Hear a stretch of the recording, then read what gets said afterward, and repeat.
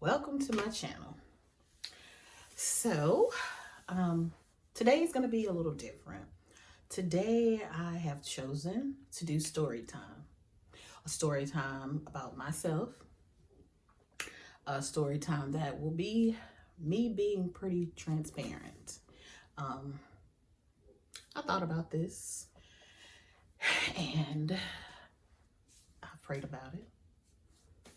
Also been working on writing a book about it.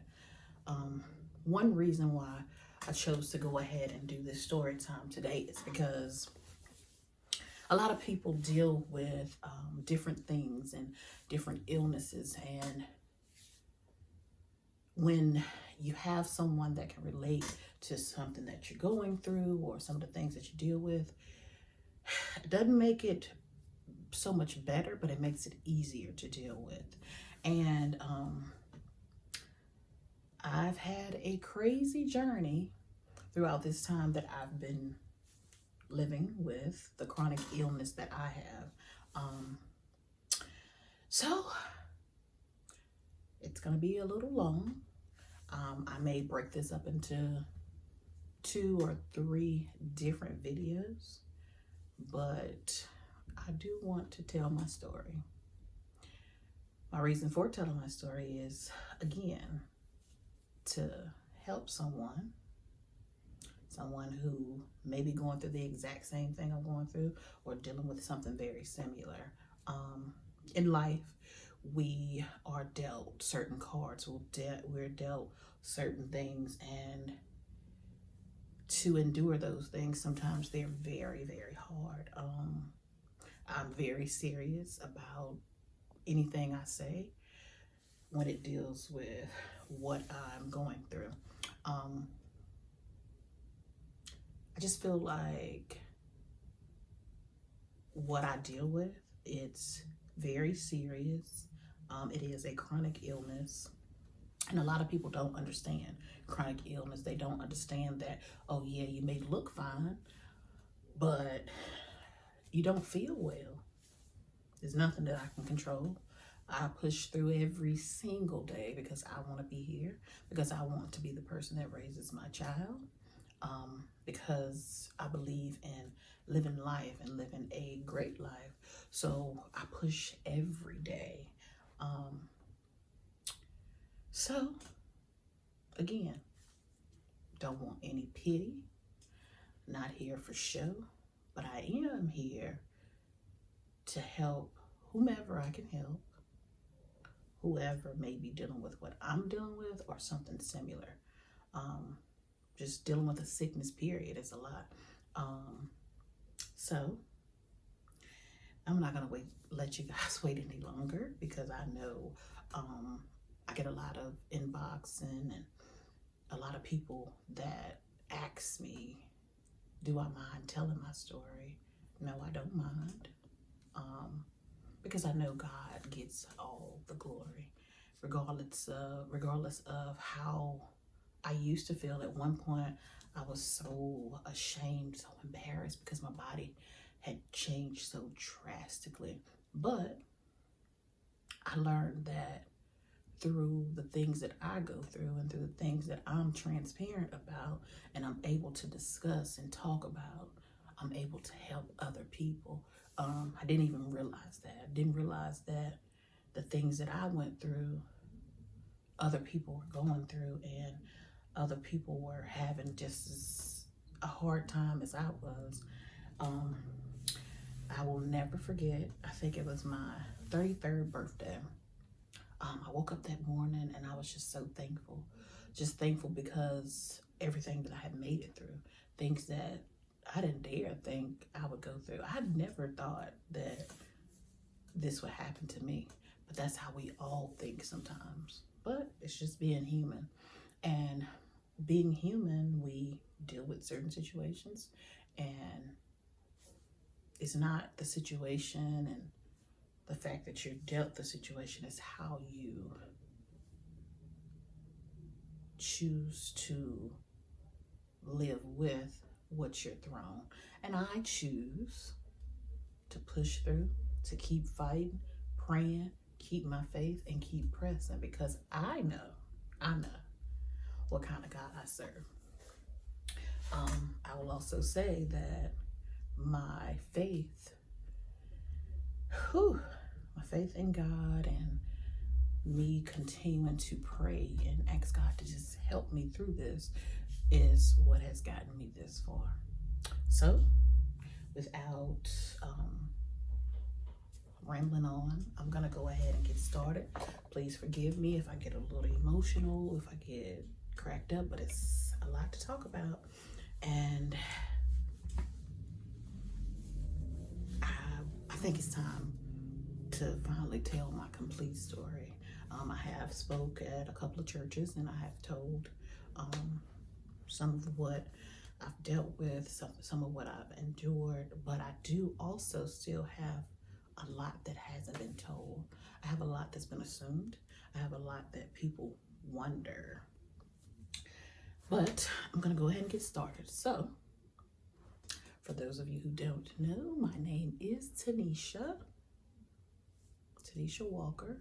I am at this time 37 years old. I have one daughter. Oh, and I do have some notes over here. Just kind of jotted down some things just to make sure I don't forget anything while I'm speaking on this whole matter. So let's get started. Okay, guys, so I just jotted down a few things. I just wanted to let you know a few facts about kidney disease, just to bring some awareness to it all. 37 million Americans live with chronic kidney disease. End-stage renal disease affects 750,000 people. Yeah, big numbers. You know, in we're in school, we're taught so much about the heart. We're taught so much about the brain. Yeah, you learn about other body parts and different things, but it's like the kidney, it's important. It's very important. It's not talked about as much as some of these other things, but it's just as important. So I just want to go and just start telling my story. Sorry if I get to rambling again. I apologize if I get emotional, but just bear with me. I want to get this out. I feel like somebody needs it. So I will start off by saying, thanks so much, just for clicking the button, just for being interested in my story, in listening to what I have to say. If I don't get to complete the whole story just within this first sitting, I will complete it. I promise I will complete it. You guys just stay with me, make sure you watch, and I'm gonna ask you just pray for me. And here we go. So I will start off by saying, I guess everything started, I want to say December 2006. I had just moved into an apartment. I was living in Virginia at the time. Born in Virginia, raised in Virginia, lived in Virginia all my life. I just recently moved to the North Carolina area last year, but December 2006, I started noticing that I was having some swelling. Most of it was in my feet. So with that, you know, I was like, well, you know, wasn't really worried about it because I'm thinking like, oh, it'll go down. I didn't think it was anything to worry about. Didn't think it was this. But I went on about my day. I would go on, you know, we would go out, we would go shopping maybe on like a Saturday afternoon. Whatever I tried on that Saturday, I wouldn't be able to fit on that Sunday. So that really alarmed me. But again, I'm like, oh, I'm all right. I just went on about, you know, my normal life. You know, I was always, you know, I worked out from time to time. You know, I ate decent food. I didn't treat my body bad. I didn't smoke, didn't drink. Not saying that I never, ever did. I did, you know, try things, you know, my 21st birthday, you know, I did, you know, try like a drink, but I was never an alcoholic or, you know, a steady drinker. But I ended up swelling. Well, like I said, I would go shopping on a Saturday. I would be able to, wear the stuff. But then that Sunday, I would get up, get ready for church, try to put on a pair of slacks or something, and they wouldn't fit. They wouldn't go past my hips. I'm like, hold on, I just tried these on yesterday, but they don't fit today. Well, one day I was getting dressed in front of one of my friends, and she looked at me and she said, hold on. She's like, you're swollen from your waist down. I looked in the mirror and I'm like, oh my goodness, I am. That makes sense. That's why I can't fit my clothes. So I said, okay, I gotta go do something. I gotta go see what's going on. I never forget, I went to the emergency room one night in Virginia, in my little city I was living in. It took forever. We got tired, so I went home, went to sleep, woke up the next morning, went to another city, and I went to their ER. Went in, they did all these tests, everything came back negative. So, then they told me that they were gonna schedule me with a specialist. They sent me to the specialist, went to the specialist. When I went back to the specialist, he ran all these tests. All the tests again came back negative. He couldn't figure out what it was. So then he said that he wanted to set me up for a biopsy. A biopsy is they go in, they take a little pinch of your kidney. They did a biopsy on my kidney to, just examine, get a closer look at what was going on. Well, had that done. And I was told that they would call me, schedule an appointment for me to come back and we talk about the results. Okay. Well, the appointment came, the day came for me to go to see what these results were. When it came time for me to see what the results were, I was like, well, I'll go by myself. It was like a 30-minute drive to the hospital, to the doctor's office I had to go to. Got in my car, drove on, sung all the way up the road, went in. He pulled me to the back and he sat me down, said that he wanted to let me know, what was going on. So again, I'm all smiles, I'm fine, I'm happy-go-lucky like I always am, I get to the back and my doctor looks at me and he says, you have a very rare kidney disease. Okay, I hear the word disease, I hear the word kidney. I have a disease. So the word disease just drove me crazy. So he says, yes, you have a kidney disease. It's a very rare one. He said it's called FSGS. He said the only people that he could tell me that he knew of having it, which were like famous people, were Alonzo Mourning, which is a basketball player. And he also named somebody named Sean Elliott. Okay. So I'm like, oh, okay. You're like, well, I really want to go ahead and try to start you on some steroids right away. I heard the word steroid and I'm like, anytime I've heard of steroids, it's like, stay away from them. So something in my mind just kept telling me, tell him no, you don't want to take steroids. You want to stay away from that. Well, no. Something else kept saying, well, he's the doctor. You need to listen. Okay, I listened. Went, got the prescription filled. But my heart was so broken. I never forget leaving from the doctor's office. I got in my car, started driving, and it hit me. This man says that you have a disease. This is something that you'll have to live with. Again, I didn't know how serious it was. I'm thinking, okay, I've been through so many things in my life. I'll get through this. I'll be fine. It'll leave. Because why would this happen to me? I'm a good person. I try to treat people right. I love people. And I love God. I'll be okay. Okay. So the time goes on. They call me to let me know that, to take the steroids. They put me on all these medications. I know I had 14, 15 different bottles of medications, certain stuff. They also referred me to a clinical research study trial at UNC Hospital in North Carolina. Started going there, but I started taking these steroids. Well, in the midst of taking these steroids, my body started to change like crazy. My body loves to cling to side effects. If the pill bottle says I'm gonna do 13 jumping jacks, I'm gonna do 13 jumping jacks. my body loves side effects. Well, at this time, I really didn't understand what was going on as far as like how my body was reacting, but the dose of steroids that I was on was so high. I found myself waking up in the middle of the night and my muscles were just contracting and my face got so big. I had like that moon face, they call it moon face. I broke out. I had bumps that were not just regular like acne. It was like little bitty sores, little bitty like bumps with the hard sores. And for me, it just drove me crazy. You know, I always felt like a woman should keep herself together. She should look nice and, you know, be presentable. But I felt like all that was taken away. I felt like I wasn't pretty anymore. I felt like I was ugly. I felt like I just felt horrible. Sorry. I felt horrible. So at this time, I did not know what to do.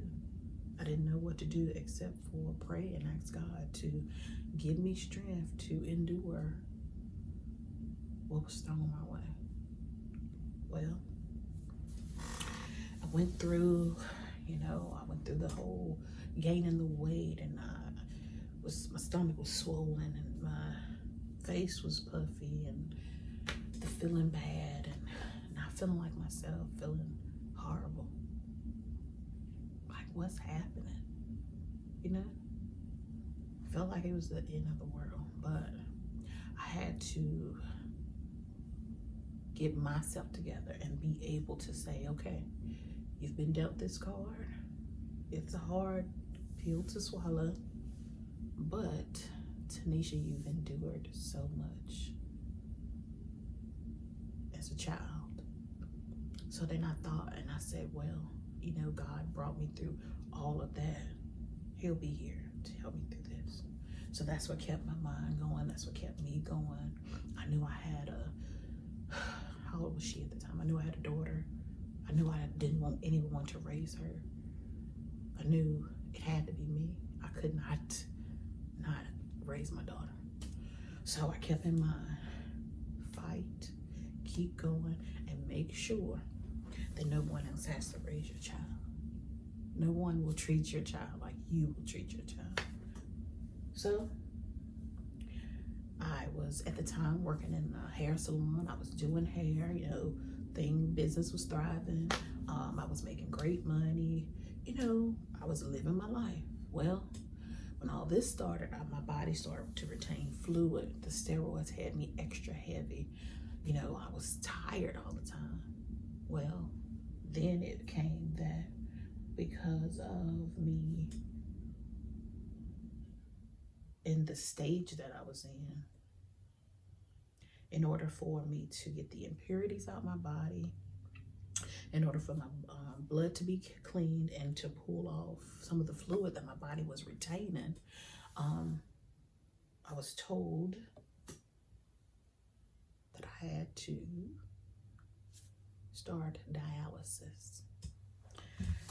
So what is dialysis? Dialysis is a process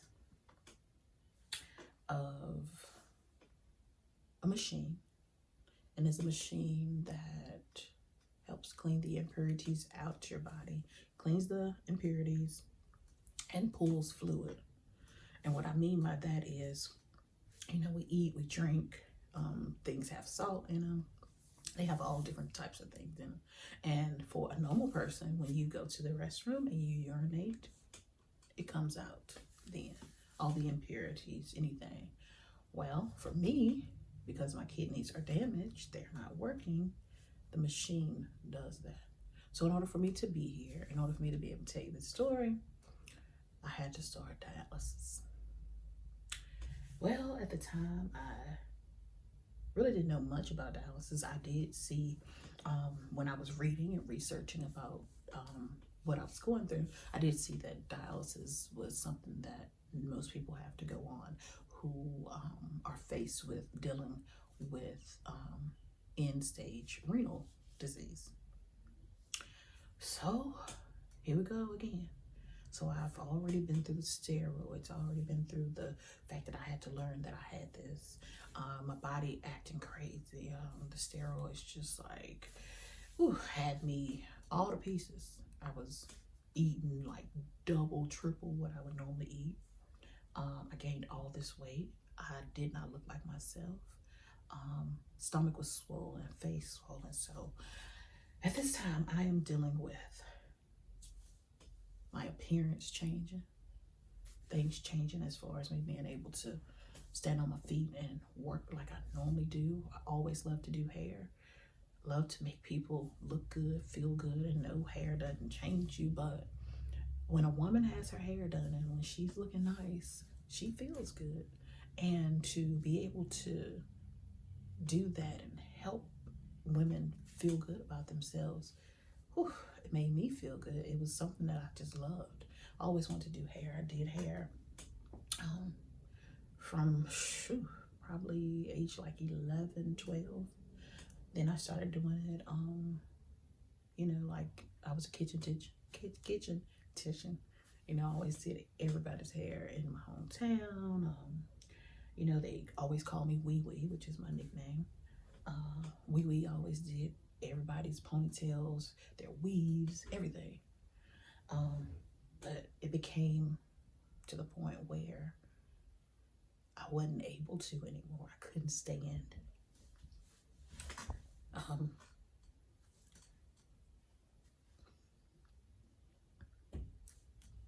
Had to come out of work.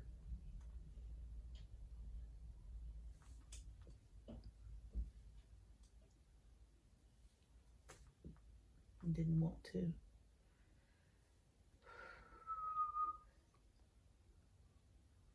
But at the time, that was going to be the best thing to do. So I did that. And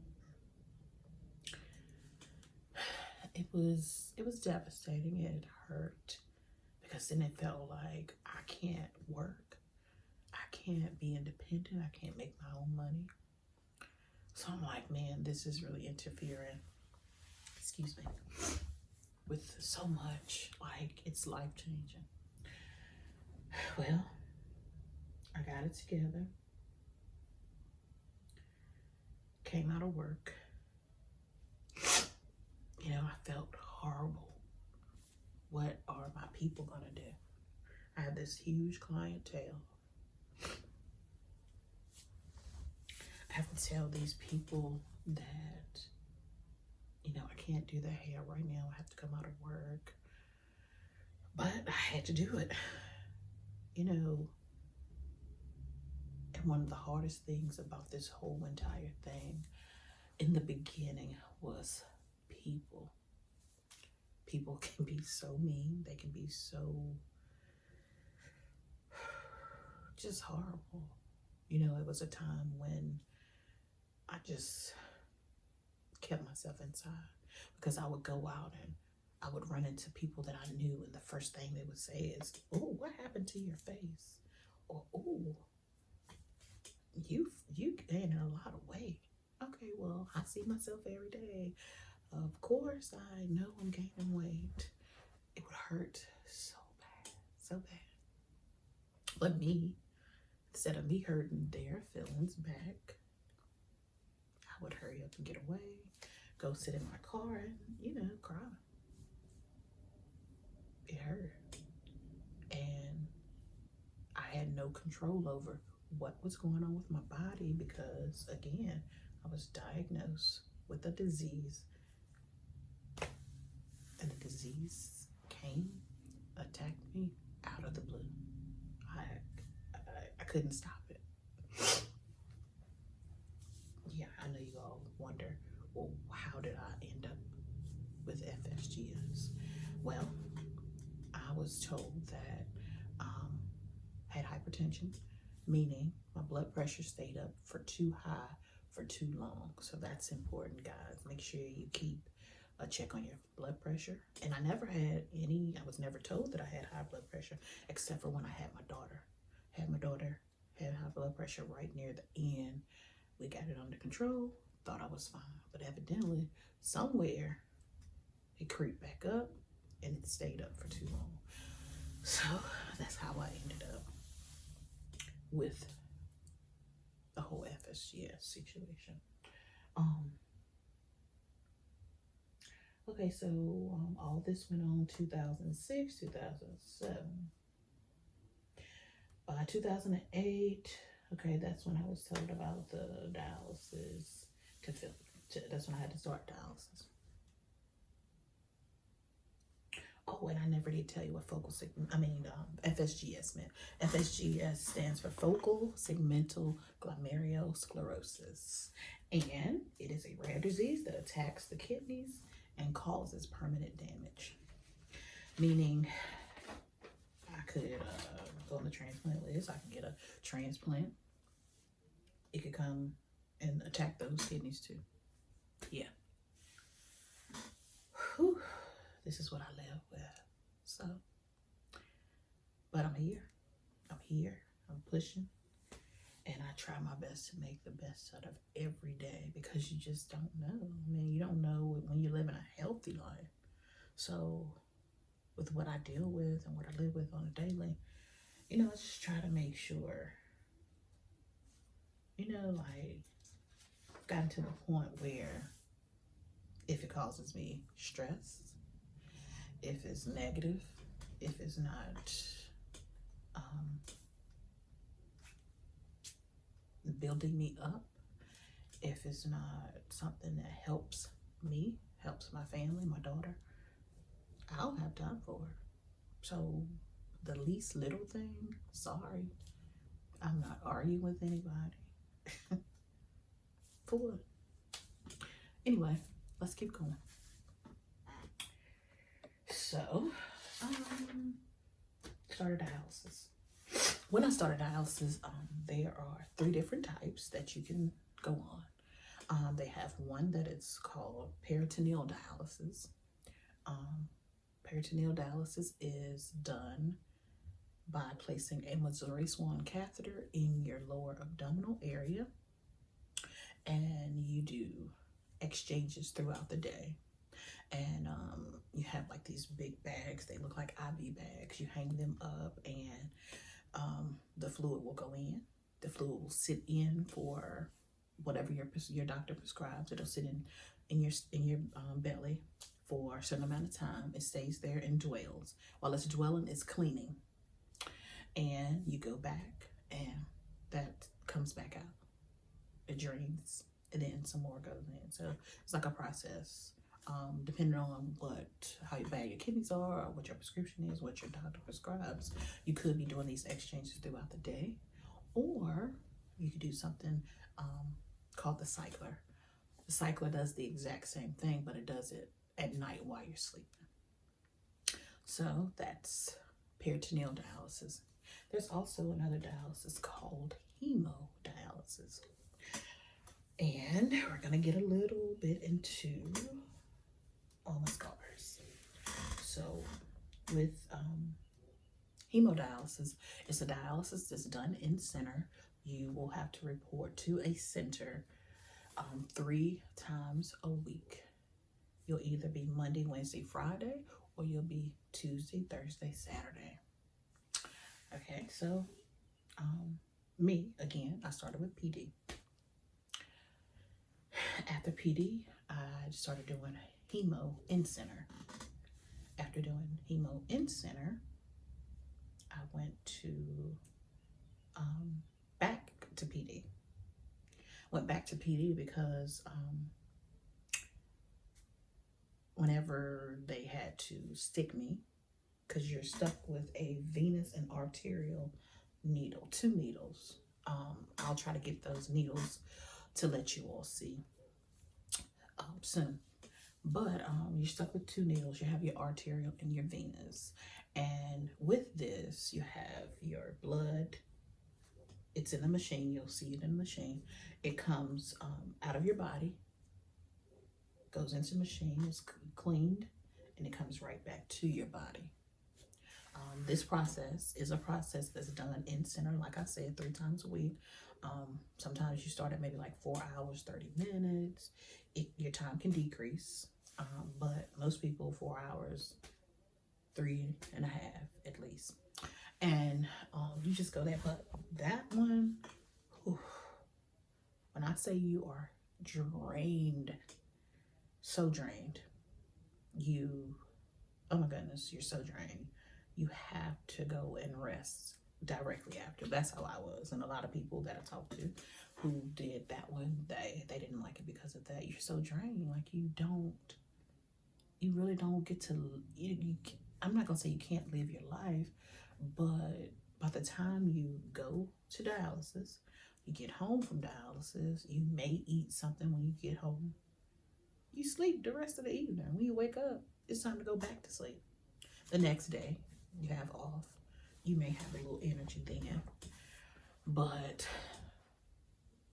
you do what you can if you feel like it. But again, just tired, just drained. So I did that one for a while. I've done that one. And then there's also HHD, which is home hemodialysis. So it's the sticking. You have a fistula inside your arm. You stick the fistula, which is arterial and venous. But with that, you have to be able to be brave enough to stick yourself, or you have to have a care partner to stick you. So I've covered the 3 different types of dialysis. So let's go back, and I'm just going to talk about my journey with these 3 different types of dialysis and the different things that I went through in between the times. So if my memory serves me right, I started dialysis September 2008, and I have been doing dialysis all the way up until now. I'm still doing dialysis. So September 2008, I started peritoneal dialysis. Again, that's the one in your tummy, because of my age and them wanting me to continue to be active and try to do as much as I could, try to live a life that was as normal as possible. They recommended peritoneal dialysis. So I started peritoneal dialysis. I really didn't like it. And I say that, and I'm just being honest. Didn't like it because they had me doing exchanges throughout the day. I would be out somewhere. I would have to run home, make sure I get back home in time enough to drain this fluid out, put new fluid in. I could leave back out. But then I had to be back again. Oh, that was a headache. So I prayed and prayed and prayed and prayed and prayed and prayed and prayed. And I just asked God, please, God, bless me with a kidney. Okay, well, ended up getting a call out of the blue. A girlfriend that I grew up with, she called. She said, hey, I heard what's going on with you. I just wanted to know, is there any way that I can help? Whew. I'm like, Lord, I thank you. And I'm still grateful for her. She's such a sweetheart. Just couldn't believe somebody thought so much of me to want to help me out. I had went through so much with the steroids, and with the steroids, you have to be weaned off. You can't just stop them. I had the hardest time. Finally was weaned off again. At the time I was at UNC, started going to UNC hospital. I started going to UVA, started seeing a doctor there. That's where I started getting worked up for my kidney transplant. Once she called, we got right on it. She started getting tested. Also took a big trip one day. Me and six people that I knew. I didn't ask anybody. I felt like, hey, it's a lot to ask somebody. I was afraid.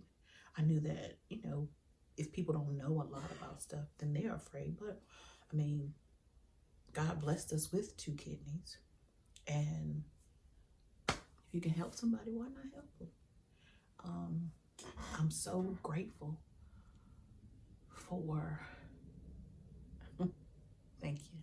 I'm so grateful for her. I'm so grateful that she thought so much of me to even say, I'm willing to try for you, means the world to me. So With that being said, we went on ahead. We did everything we needed to do. I had maybe 2 other people who matched. The only person that went through the whole process was my friend that lived in Atlanta at the time. She went through the process. She ended up being a match. I was just so overjoyed. I was like, thank you. I can finally stop doing the peritoneal dialysis. I was grateful for it because it kept me here. But it was just uncomfortable, you know, just living life. You want to be comfortable, and I want to be comfortable. So I went on ahead about my business, and I had to go back and forth to UVA.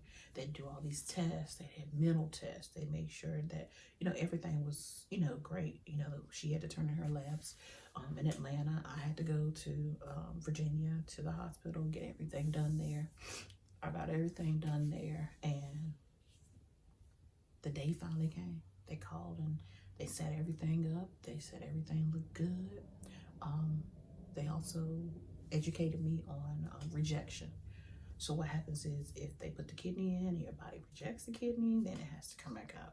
So I had kind of prepared myself for the word rejection. Wasn't bad for anything else because I prayed about this thing and I asked God to just please, Lord Jesus, move in a mighty way.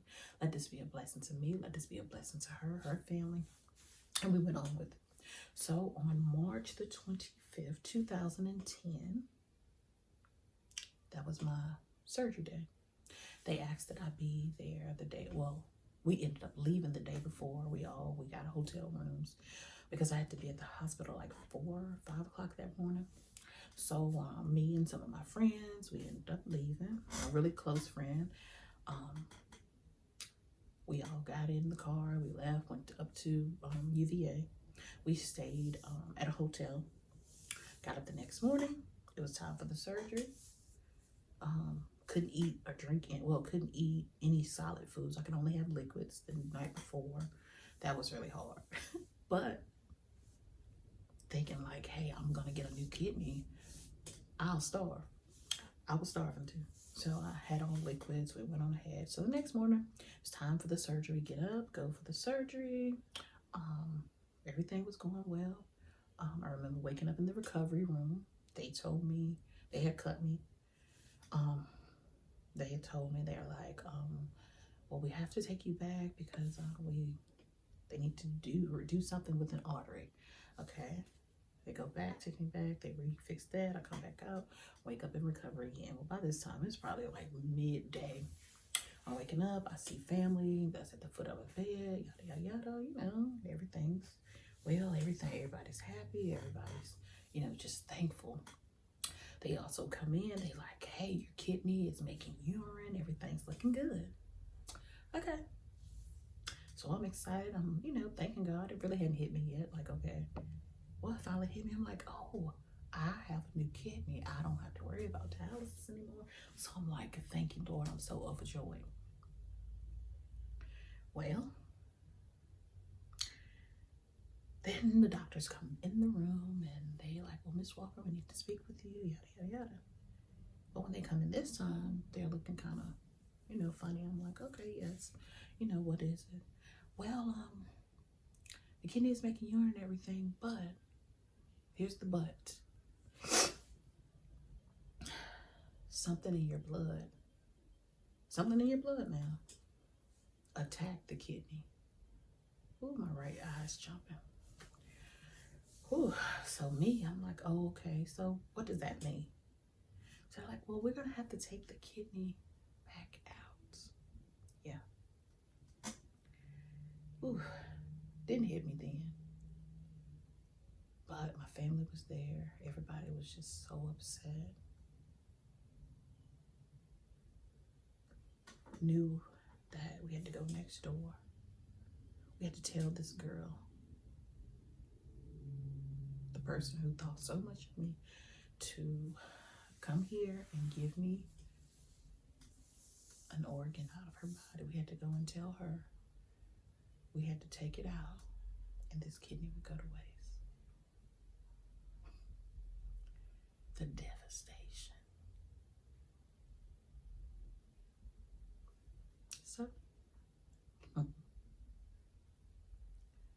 said, okay.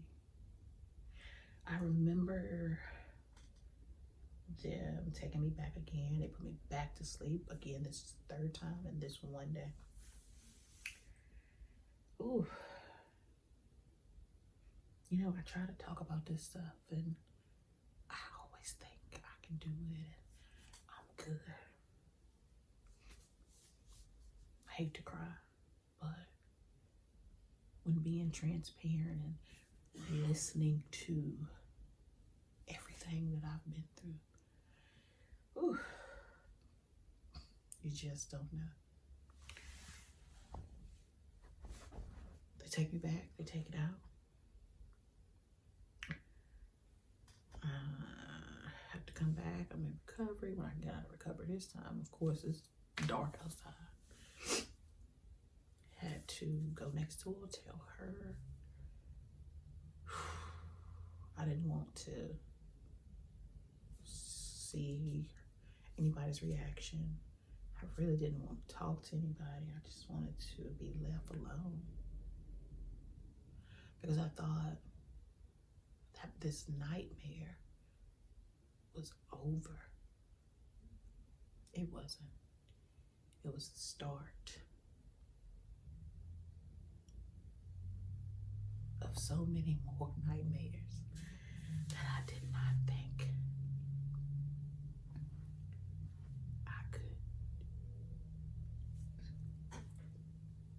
I could go through.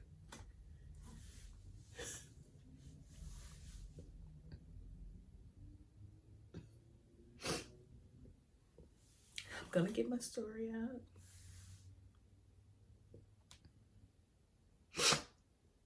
Because it's so much more to tell, and I know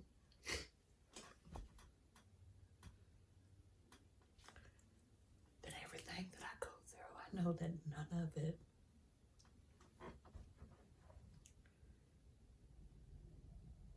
that it's not by accident. I know that I'm here for a reason. I know that God gets all the glory. No matter how hard, no matter what I feel like I just may not be able to face.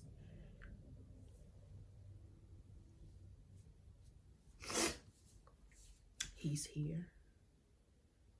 He never said that it was going to be easy. Life that is. Situations that is. But he did promise that he'll be here to help us through.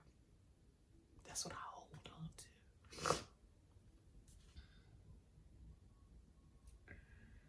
Ooh, I'm going to keep going. I'm sorry. Bear with me. This video will be probably in 3 parts. I'm going to say 3. This is part 1. Please make sure you all take the time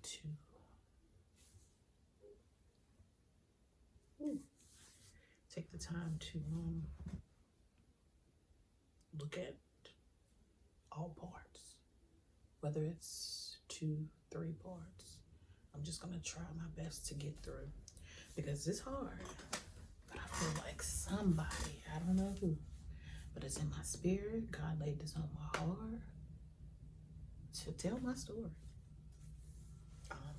Been working on getting a book together, publishing a book.